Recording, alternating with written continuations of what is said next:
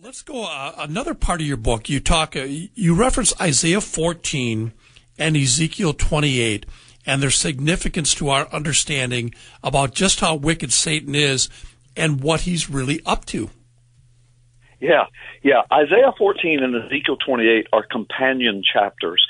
Almost all of the scholars, people who are deeply learned in Hebrew and Old Testament theology and understanding, almost all. I say almost because some people take exception to what I'm getting ready to say, but they're just wrong. Well, I'm trying to be funny. I'm always trying to stay humble enough to say, look, I could be wrong about this. But in my book, you'll discover that I have highly referenced and sourced what I'm getting ready to say. Multiple, very well credentialed and very renowned scholars agree with what I'm getting ready to say. Isaiah 14 starts as a lament upon the king of Babylon, as Israel is being taken into captivity. But it moves, by the time you get to the end of it, it's what's called a compound prophecy. That is, it starts speaking about an earthly person, but then it moves into this understanding that, oh my gosh, the writer now, Isaiah, is not talking now. He's moved from an earthly person into the spiritual realm. He's gone to the different dimension. And by the time you get near the end of Isaiah, you hear the word of God say, "Oh, how you have fallen from heaven, O Lucifer." Some say, some translations say, "O son of the dawn." Some translations say, "O morning star." And then it goes on to say, "How you have fallen from heaven." Well, who has fallen from heaven? Well, we know, Satan. He goes on to say, "You say, I will ascend to the Most High. I will ascend to the mount of the assembly. I will ascend to the throne of God. I will be like the Most High God." Well, who are we hearing from? The king of Babylon? Did he fall from heaven? No. We're hearing from Satan himself, and we're hearing the pride. And then it goes on to say, God says, "But I will bring you down. I will destroy you. I will make you a disgrace before the nations," and on and on and on. Now, when you get to Ezekiel 28, you hear the same kind of thing, except it's even more detailed. God is now speaking to the king of Tyre, Tyre. But by the time you get to the end of Ezekiel 28, the whole thing shifts. And God says, "You were in the garden.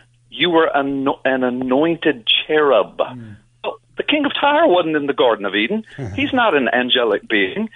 But it goes on to say, "You were on the Mount of Assembly." Now, anybody that knows Old Testament theology knows that means in the divine council. That is, in the realm of the angelic realm, that's the thrones around the throne of God, the 10,000 times 10,000 angels that we see throughout the Bible that surround the throne of God, the living creatures, the thrones set up around the thrones like Daniel saw. That's what it means, Mount of Assembly. So he says, "You were in the garden, you were on the Mount of Assembly, you were my anointed cherub, but you profaned the garden, and I cast you out as a profane thing." And then he says, "And I will reduce you to ashes for this." And I'm paraphrasing, but that's what Ezekiel 28 says. So the bottom line is, from those two chapters, we get amazing information about Satan, his fall, his pride, his arrogance, his plan to rule the world. Well, we get to the New Testament, we're told that through the Antichrist, that's exactly what Satan wants to do. And we're also told he was in the Garden of Eden. We're also told that he was not a talking snake, but he was an anointed cherub. As we continue through, we find out that the cherubim in Ezekiel are the living creatures. By the time we get to Revelation chapter 4 and 5, we hear about the four living creatures that surrounded the throne as the guardians of God's holiness. They were the worship leaders, if you will, of the entire assembly. That's what Satan was. So we can go on and on, but Isaiah 14 and Ezekiel 28 give us a lot of information about what happened, who was there, why it happened, who Satan is, what he's up to, and it's important that we know those chapters. And I get into that in my book quite thoroughly and connect it all the way to the book of Revelation and into the headlines of our news today. And while Satan is a defeated enemy, he is going to take down as many people as he can. We're talking with pastor and author Carl Gallups. We're discussing his book, Gods and Thrones. When we come back, our final...